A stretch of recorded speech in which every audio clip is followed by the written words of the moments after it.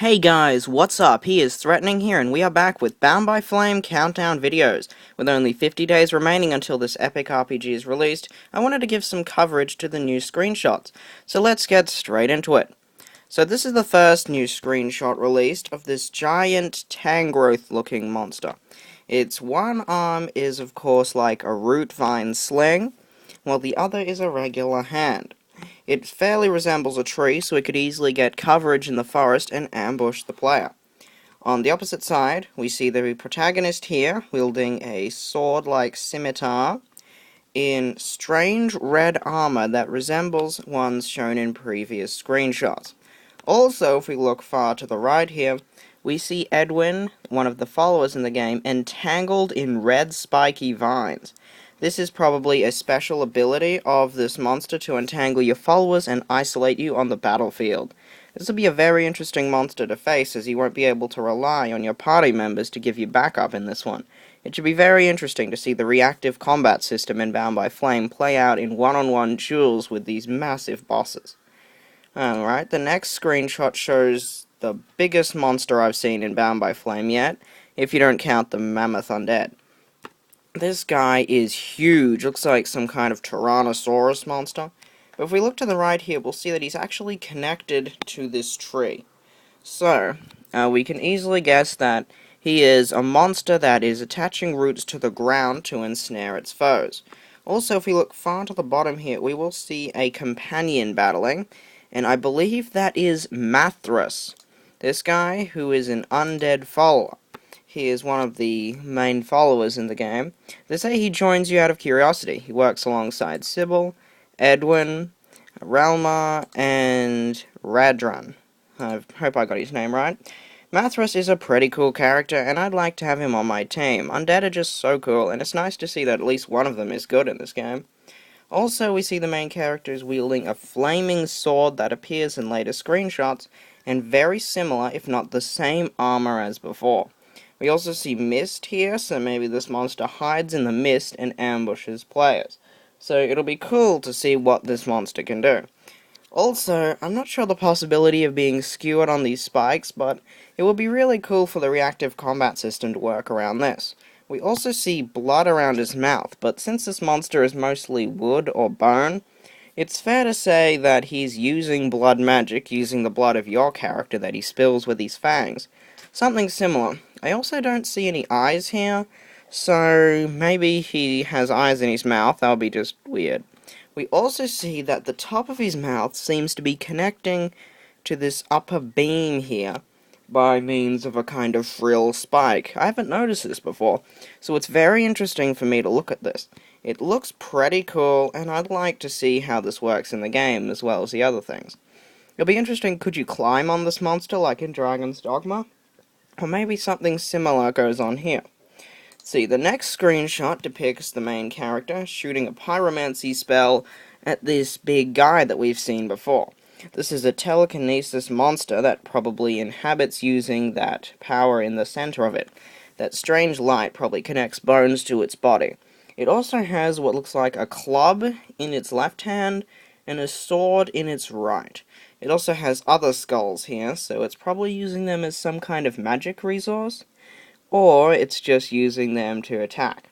Also, you can see that the player is throwing a pyromancy spell at it, as I stated before, a very big ball of flame. But if we look closer at the character's arms, we'll see that they're cut, so perhaps the demon demands blood instead of humanity sometimes, in order to call on more powerful spells. Also, we see that this is, I believe, the same sword shown in the two previous screenshots. But, well, not in the first one, but in the second one mainly. It also appears in later screenshots. I apologize for the confusion, but anyway, we see that this sword has some kind of lightning or ice on it this time. So it's interesting to see the multiple enchantments that are possible in Bound by Flame. Also, we see armor that is similar to the armor of Relma, one of the other companions in Bound by Flame. If you look close enough, his armor is very similar to the one shown in the screenshot. So it's good to see that you can get the same armor as your companions. You also see that he has a knife on his belt, or some kind of dagger. Now this is pretty cool for me because I believe this game may resemble Kingdoms of Amalur Reckoning, if you've played that game. It was a very good game where you could have 2 weapons equipped at a time. It had a very good combat system, and I liked the ability to switch between weapons at just the touch of a button. Anyway, we'll move on to the next screenshot here. Next we see this guy who's been in plenty of trailers because he's a badass. He's got that huge axe ready to split you in half if you're not careful. We also see a different sword, and behind the main character we see a Deadwalker soldier charging forward. This is probably the generic enemy type, as it has no armor on it, and it's very zombie-like compared to this guy who's more skeletal, I'm gonna freaking destroy you type. He's also got some flesh beneath his skeletal bone armor, so it'll be pretty cool to see what's behind his mask. Is he a regular undead? Because I kinda suck if he was. I mean, he would look so much cooler if he wasn't just a regular undead, and if he actually was this weird pterodactyl axe-wielding badass. Anyway, we also see someone standing behind the character, and I believe that is Edwin. I severely hope that is Edwin, not someone else. So there's Edwin there, and there's Relmar as well. But we'll just go back to it here. We see Edwin's leg there. And I think she's the only follower with bad legs like that besides Sybil, so it probably is Edwin. She's taking care of that weird skeleton dude while you deal with the badass boss. It'll be pretty cool to see the cooperation between your followers in the game. Could you get them to take care of other people, like in Dragon Age Origins, where you could make them focus on the mage or focus on the boss? But it would be good if they could kind of think for themselves and at least slay the enemies around them without fully focusing on the boss. So I'd like to see how that plays out. Next we see this strange monster. He was in the trailers for the game, in many of them. I believe he's also the same one as before, seen in the first screenshot back here. He looks similar, but not entirely the same. What is similar, however, is, of course, the arm at the top, as well as this guy is readying venom, while this guy is also readying venom in his mouth. He also has the same kind of whiplash arm, but is slightly different. Also, he has larger fangs at the front. He doesn't look more tree-like, he looks a lot more reptilian. He's also using his arm, which has turned red, so he's controlling the vines with his arm. So maybe he's locked you in that area and is using his vine arm to control the other vines and spike you. We also see the main character is wearing the same armor as before. If not the same, it will be very similar. We also see a wand and a dagger, so you can easily switch weapon sets in Bound by Flame, which I really like. It'll be something new and take over what some RPGs have done very stalely. It would make a stellar combat system that would very much interest me. The next thing we see is another one of these bone dudes. He looks pretty powerful this time, as he's wielding dual swords, and not just a single one.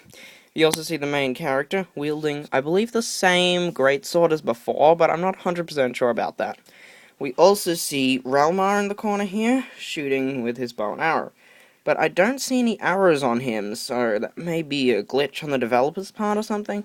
I doubt it, though, but maybe he's, I don't know, holding arrows in his front or something, which is unlikely, but, you know, you gotta consider every possibility. We also have someone running behind here, and I believe that is Sybil. Just by the look of her, it reminds me of Sybil, as you can see some... I'm not sure exactly, but I'm 90% sure that's Sybil. We also see the monster is using the same energy core as before, so these could be more powerful versions of Deadwalkers. They're definitely zombie monsters, though, we can easily tell that. Also, we see in the corner some skeletal bits flying around. A lot of corpses and a lot of what look like blood moths going onto them. So, blood moths or flies. Most likely flies, though, or bats. Yeah, I think it's bats. Probably vampire bats may play a part in later Bound by Flame areas, so interesting to see this. Also, we see all the corpses are blocking off a tunnel. So maybe this tunnel you shouldn't be going down on at your current level, and they're trying to bar it off for you. Or it was a tunnel that you went through, and this monster's just levitated corpses there to keep you locked in combat with it. I'm not sure 100%, but I think it's still pretty cool to find out. So we move back to this screenshot from the previous episode. And that pretty much wraps up all the new screenshots to show you. So thanks guys for watching. I'm definitely going to be pre-ordering Bound by Flame very soon, and I will be reviewing it on my channel quite soon too. And also, I would like to say that my new sign-off for Bound by Flame videos and all future episodes of other videos I do will be Stay Tuned, because it's better for a zombie game, and I think it sounds better than Stay Tuned. So anyway guys, stay tuned for the next countdown of Bound by Flame, and I'll catch you later.